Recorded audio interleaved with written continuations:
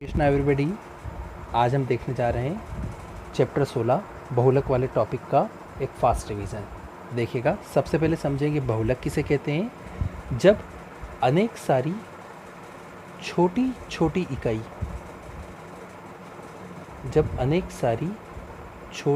इकाई मिलकर जब एक बड़ी इकाई का निर्माण करती है तो वो जो बड़ी इकाई होती है वो बड़ी इकाई ही कहलाती है बहुलक। और उन छोटी छोटी इकाइयों को हम कहते हैं एकलक। उदाहरण के लिए कि जैसे कोई दीवार है, वो दीवार किससे मिलकर बनी है? वो दीवार उसकी छोटी छोटी ईंटों से मिलकर बनी हुई है।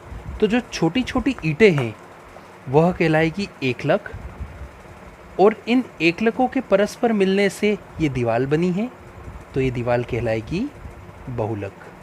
तो यहाँ से हम बहुलक की परिभाषा बनाएंगे कि जब छोटी छोटी इकाई या फिर छोटे छोटे अणु मिलकर एक बड़ी इकाई या बड़े अणु का निर्माण करते हैं तो उस बड़े अणु को ही हम क्या कहते हैं? बहुलक। और इस प्रकार एकलकों के आपस में मिलकर बहुलक बनाने की ये जो पूरी प्रक्रिया है, ये प्रक्रिया कहलाती है बहुलीकरण। बहुलीकरण किसे कहेंगे? कि इन एकलकों के परस्पर संयुक्त होकर बहुलक बनाने की ये जो पूरी प्रक्रिया है, ये पूरी प्रक्रिया ही क्या कहलाती है? बहुलीकरण। आइए अब हम देखते हैं कि बहुलक को कितने भागों में विभाजित किया गया है। अगर हम बनाने की प्रकृति के आधार पर देखें तो बनाने के आधार पर बहुलक को दो भागों में विभाजित किया गया है। पहला भाग प्राकृतिक बहुलक, अर्थात जो कि प्रकृति ने ही हमें दिए हैं। दूसरा भाग संश्लेषित बहुलक, जो कि हमारे द्वारा निर्मित हुए हैं। इस प्रकार बनाने की प्रकृति के आधार पर बहुलक को दो भागों में विभाजित किया गया है। तो आइए देखते हैं प्राकृतिक बहुलक कौन कौन से होते हैं। जो प्रोटीन हमारे शरीर में उपस्थित होता है वो हम नहीं बनाते हैं, वो ऑटोमेटिक ही बनता है, प्रकृति ने ही हमें दिया है, इसलिए प्रोटीन एक प्राकृतिक बहुलक है। आरएनए, डीएनए जो कि हमारे शरीर के अंदर उपस्थित होते हैं वो भी ऑटोमेटिक ही बनता है। स्टार्च और सेलुलोज जो कि पेड़ पौधों में पाया जाता है वो भी प्रकृति की ही देन है। तो प्रोटीन, आरएनए, डीएनए, स्टार्च और सेलुलोज, ये पांचों जो है ये प्राकृतिक बहुलक है।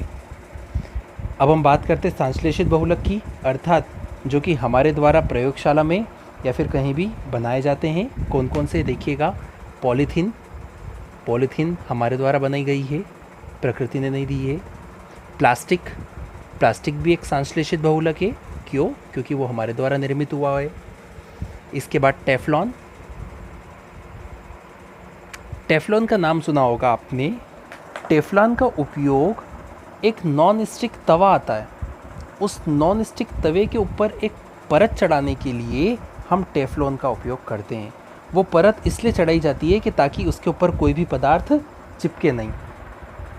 तो ना चिपकने वाले पदार्थ के लिए जो परत बनाई जाती है उसके लिए टेफ्लॉन का उपयोग किया जाता है। याद रखिएगा, ये ऑब्जेक्टिव में आता है। इसके अलावा नायलॉन 66, ये भी एक संश्लेषित बहुलक है। ब्यूना रबर आदि इत्यादि जो है वो संश्लेषित बहुलक है। अब ये पूछेगा कैसे? ये इस प्रकार से पूछ सकता है कि आपको दे दिया है पॉलीथीन और सही जोड़ी के दूसरे साइड प्राकृतिक बहुलक भी है और संश्लेषित बहुलक भी है, तो हम प्लास्टिक को या पॉलीथीन को संश्लेषित बहुलक से मिला देंगे। फिर आपको दे दिया है सेलुलोज सही जोड़ी में और दूसरी साइड प्राकृतिक बहुलक भी है और संश्लेषित भी बहुलक भी है, तो सेलुलोज को हम प्राकृतिक बहुलक से मिला देंगे। इस प्रकार ऑब्जेक्टिव में पूछा जाता है ये। आइए अब हम देखते हैं कि कार्बन की प्रकृति के आधार पर बहुलक को हम कितने भागों में विभाजित कर सकते हैं। कार्बन की प्रकृति के आधार पर बहुलक को हम दो भागों में विभाजित कर सकते हैं। पहला भाग कार्बनिक बहुलक, अर्थात जिन जिन बहुलक के अंदर कार्बन उपस्थित होता है वे सारे बहुलक कार्बनिक बहुलक कहलाते हैं। इसके अतिरिक्त जिन भी बहुलक के अंदर कार्बन उपस्थित नहीं होता है वे सारे बहुलक अकार्बनिक बहुलक कहलाते हैं। तो अभी अभी हमने जो संश्लेषित बहुलक पढ़े थे ना, वो सारे संश्लेषित बहुलक जो होते हैं वो कार्बनिक बहुलक होते हैं। सॉरी, मैं मेरे बात को करेक्ट करूँगा, सारे संश्लेषित बहुलक कार्बनिक बहुलक नहीं होते हैं। हमने अभी अभी जो संश्लेषित बहुलक पढ़े हैं वे सब कार्बनिक बहुलक हैं। कौन कौन से पढ़े थे? पॉलीथीन, प्लास्टिक, टेफ्लॉन, नायलॉन 66 और टेरिलिन। टेफ्लॉन भी है, आदि इत्यादि जो है कार्बनिक बहुलक है। इसके अलावा अब हम देखते हैं अकार्बनिक बहुलक कौन से हैं। आपको ध्यान हो तो हमने फास्फोरस का एक ऑक्सी अम्ल पढ़ा था, HPO3। हम आगे भी डैश लगाते थे, पीछे भी डैश लगाते थे, और इसके अणुओं की संख्या n है, अर्थात ये एक बहुलक है। इस बहुलक में कहाँ से कहाँ तक कार्बन नहीं आता, अर्थात ये अकार्बनिक बहुलक है। इसका नाम है मेटाफास्फोरिक अम्ल। मेटाफास्फोरिक अम्ल। यहाँ पे देखो, आपको एक और चीज़ समझाना चाहता हूँ। जो HPO3 है वो एकलक है, और HPO3 को अगर आप इस प्रकार अनेक HPO3 को आप जोड़ देंगे तब जाकर बहुलक का निर्माण हो जाएगा। इसी प्रकार एक और आता है SiO2, जिसका नाम है सिलिकेट। इसमें भी कहाँ से कहाँ तक कार्बन नहीं है, तो ये कौन से बहुलक है? अकार्बनिक बहुलक है। तो आपसे पूछ सकते हैं कि मेटाफास्फोरिक अम्ल किस प्रकार का बहुलक है? अकार्बनिक बहुलक है। सिलिकेट किस प्रकार का बहुलक है? अकार्बनिक बहुलक है। और ये सारे कौन से बहुलक है? कार्बनिक बहुलक है। अब देखिएगा, ताप की प्रकृति के आधार पर हम बहुलक को दो भागों में विभाजित कर सकते हैं।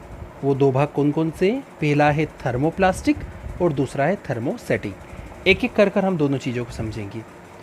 थर्मोप्लास्टिक हम उन बहुलक को कहते हैं जिन्हें गर्म करने पर हम मनचाहा आकार दे सकते हैं, अर्थात उन्हें हम बार बार गर्म कर सकते हैं और गर्म करके मनचाहा आकार दे सकते हैं। जैसे पॉलीथीन का क्या होता है? पॉलीथीन को जब हम गर्म करते हैं पिघल जाती है, लिक्विड हो जाती है, उसके बाद वापस उसे हम जैसा चाहें ऐसा आकार दे सकते हैं।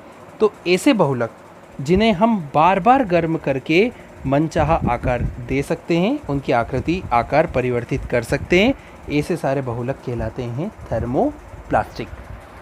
इसके अपोजिट ऐसे बहुलक जिन्हें हम बार बार गर्म करके नया आकार नहीं दे सकते, वे सारे बहुलक कहलाते हैं थर्मोसेटिक। याद रखिएगा, इनकी परिभाषा सीधे खालिस्तान में भी आती है कि वे बहुलक जिन्हें गर्म कर हम नया आकार दे सकते हैं थर्मोप्लास्टिक कहलाते हैं, तथा ऐसे बहुलक जिन्हें गर्म करके हम नया आकार नहीं दे सकते वो थर्मोसेटिक कहलाते हैं।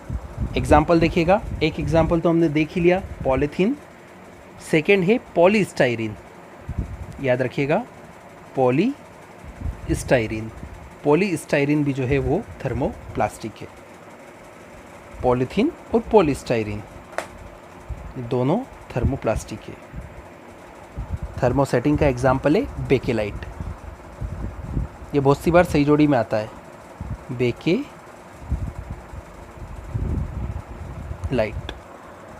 बेकेलाइट थर्मोसेटिंग बहुलक है।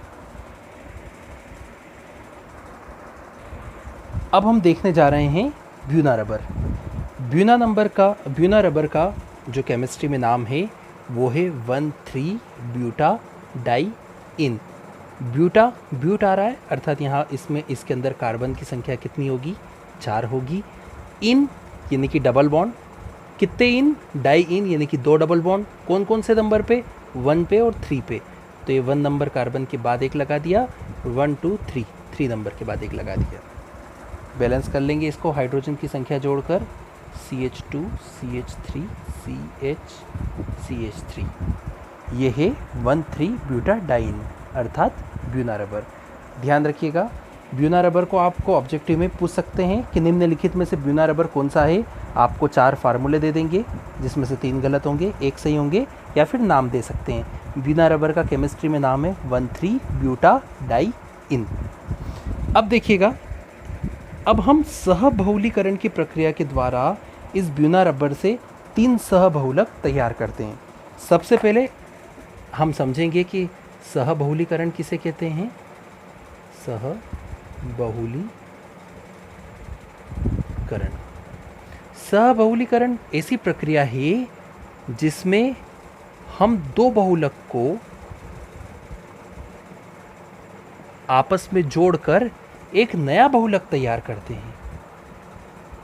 उसमें हम क्या करते हैं, 2 बहुलकों को, 2 ऐसे जो आप पहले से बहुलक है, उन 2 बहुलकों को आपस में जोड़कर हम एक नया बहुलक तैयार करते हैं। तो ये जो प्रक्रिया होती है, ये प्रक्रिया कहलाती है सहबहुलीकरण। और वो जो नया बहुलक जो तैयार होता है ना, वो नया बहुलक कहलाता है सहबहुलक। अब इस प्रकार देखिएगा, हम ब्यूना रबर से 3 सहबहुलक किस प्रकार तैयार करते हैं। देखिएगा, ये हमने लिया ब्यूना रबर और इस ब्यूना रबर के अंदर हमने स्टाइरिन मिला दिया। क्या मिला दिया? स्टाइरिन 25% मात्रा में, और बाकी हमारा 75% कौन है? Buena rubber. तो ब्यूना रबर के अंदर जब हम S फॉर स्टाइरिन मिलाएंगे तो हमें ब्यूना S रबर प्राप्त होगा। ये S नाम कहाँ से आया है इसका? स्टाइरिन से, क्योंकि आपने इसके अंदर S फॉर स्टाइरिन मिलाया था, तो ब्यूना रबर के बीच में क्या लग गया? S लग गया। तो ब्यूना रबर के अंदर स्टाइरिन मिलाने से क्या प्राप्त होता है? Buena S rubber. अच्छा, ये जो प्रक्रिया है, ये प्रक्रिया क्या कहलाएगी? सहबहुलीकरण। क्यों? क्योंकि आप 2 बहुलकों को आपस में मिला रहे हो, तो ये प्रक्रिया क्या कहलाएगी? सहबहुलीकरण। और इस सहबहुलीकरण से जो बहुलक तैयार हुआ है, ये कहलाएगा सहबहुलक। इसी प्रकार, ये फर्स्ट था, सेकंड। इसी प्रकार एक बार हम ब्यूना रबर के अंदर एक्रिलोनाइट्राइल मिलाते हैं। एक्रिलोनाइट्राइल। तो जब ब्यूना रबर के अंदर एक्रिलोनाइट्राइल मिलाया जाता है तो हमें ब्यूना एन रबर प्राप्त होता है। अब ये एन कहाँ से आया? एन इस नाइट्राइल का आया, एक्रिलोनाइट्राइल, ब्यूना एन रबर प्राप्त होता है। अब एग्ज़ाम में इसके ऊपर ऑब्जेक्टिव कैसे बनेंगे? एग्ज़ाम में ऑब्जेक्टिव इस प्रकार बनेंगे कि ब्यूना एन रबर जो कि एक सहबहुलक है, उसके अंदर कौन कौन से 2 बहुलक उपस्थित होते हैं। तो हमारा जवाब होगा एक तो ब्यूना रबर और second acrylonitrile. Buena S rubber किन बहुलकों से मिलकर बना है? वो ब्यूना रबर और स्टाइरिन से मिलकर बना है। या फिर रिवर्स पूछ सकते हैं कि ब्यूना रबर के अंदर जब एक्रिलोनाइट्राइल मिलाया जाएगा तो क्या होगा? ब्यूना एन रबर का निर्माण होगा। थर्ड देखिएगा, थर्ड में हम ये जो ब्यूना रबर है मीन्स 1,3-ब्यूटाडाइन, इसके अंदर क्लोरीन प्रवेश करवाते हैं, अर्थात इस प्रकार CH2। सेकेंड नंबर पर हमने क्या प्रवेश करवा दिया? क्लोरीन। उसके लिए हाइड्रोजन एक कम करना पड़ेगा। तो क्लोरीन को प्रवेश करवाने के बाद जो बहुलक हमें तैयार होगा उसका नाम है न्यूप्रीन। न्यूप्रीन भी ब्यूना रबर से ही मिलकर बना बहुलक है। जब हम ब्यूना रबर के अंदर क्लोरीन को प्रवेश करवाते हैं तो प्राप्त सबहुलक न्यूप्रीन कहलाता है। अब देखिए, रबर का टॉपिक चल ही रहा है तो आपको एक बात बता दें कि जो रबर का कोलाइडी विलयन होता है, कोलाइडी विलयन हमने चैप्टर 5 में पढ़े ही हैं। जो रबर का कोलाइडी विलयन होता है, वो रबर का कोलाइडी विलयन जो है होता है वो लेटेक्स कहलाता है। क्या कहलाता है? लेटेक्स। एक रबर का जो कोलाइडी विलयन होता है, उस कोलाइडी विलयन के अंदर से हमें रबर प्राप्त होता है, तो वो जो कोलाइडी विलयन होता है रबर का, वो क्या कहलाता है? लेटेक्स कहलाता है।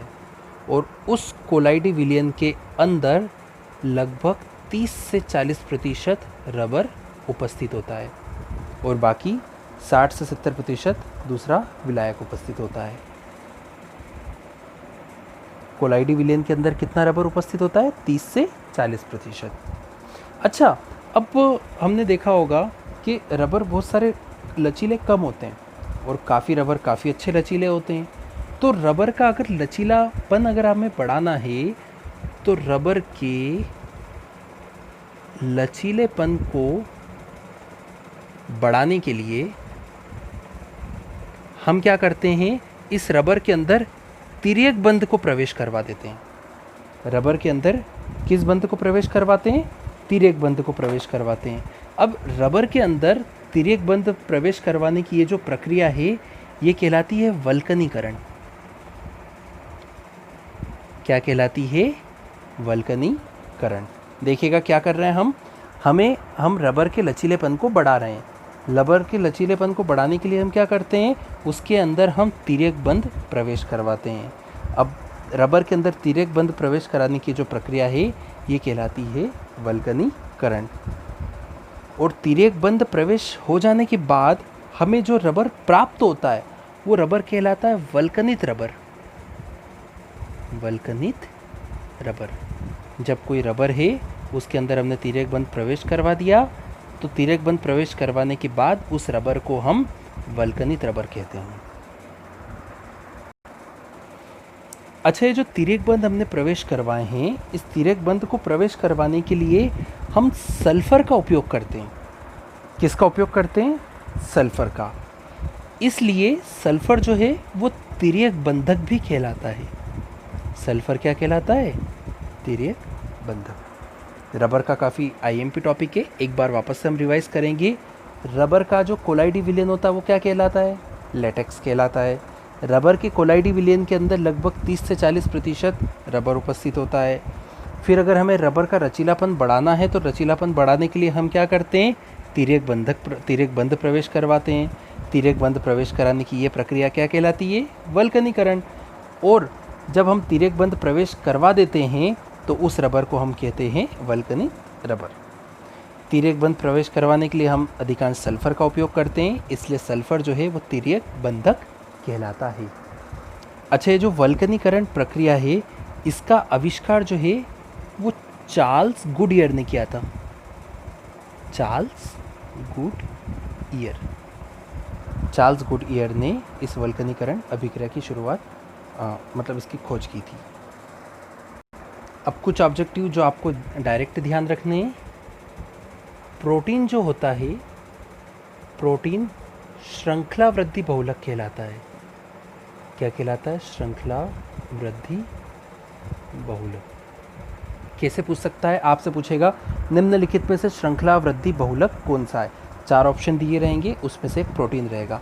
प्रोटीन पे आप टिक करिएगा। प्रोटीन जो होता है एक श्रृंखला वृद्धि बहुलक है। सेकंड, जानवर जो होते हैं अपने शरीर के अंदर ग्लूकोज को एकत्रित करते हैं। वो ग्लूकोज को क्या करते हैं, एकत्रित करते हैं। ग्लूकोज एक एकलक है। जब अनेक सारे ग्लूकोज के अणु उन जानवरों के अंदर जब एकत्रित हो जाते हैं तो एक बहुलक का निर्माण होता है। उस बहुलक का नाम है ग्लाइकोजन। ग्लाइकोजन। ये बहुलक, ये वाला जो ग्लूकोज है, ये कौन सा ग्लूकोज है, जानवरों के शरीर के अंदर जो एकत्रित होता है वो वाला। और इन ग्लूकोज को एकत्रित करके जो बहुलक बनता है उस बहुलक को हम क्या कहते हैं, ग्लाइकोजन। तो इसके ऊपर ऑब्जेक्टिव आता है कि जानवरों के अंदर एकत्रित किए गए ग्लूकोज का बहुलक क्या है। तो ग्लूकोज का बहुलक क्या है, ग्लाइकोजन है। टायर के जो धागे रहते हैं, टायर के धागे बनाने के लिए हम नायलॉन 6 का उपयोग करते हैं। याद रखिएगा, नायलॉन 6 का उपयोग जो है वो टायर के धागे बनाने के लिए किया जाता है। बुलेट प्रूफ कांच जो होते हैं, बुलेट प्रूफ कांच बनाने के लिए हम PMMA का उपयोग करते हैं। PMMA एक बहुलक है। बुलेट प्रूफ कांच बनाने के लिए PMMA बहुलक का उपयोग किया जाता है। जो क्राकरी के बर्तन रहते हैं जो कि आसानी से टूटते नहीं हैं, उन न टूटने वाली क्राकरी वाले बर्तन बनाने के लिए हम फॉर्मेल्डिहाइड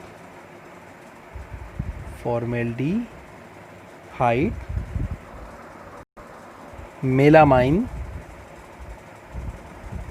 रेजिन का उपयोग कर सकते हैं। इन्हें आगे पीछे भी लिख सकते हो, फॉर्मेल्डिहाइड मेलामाइन का हो या मेलामाइन फॉर्मेल्डिहाइड का हो।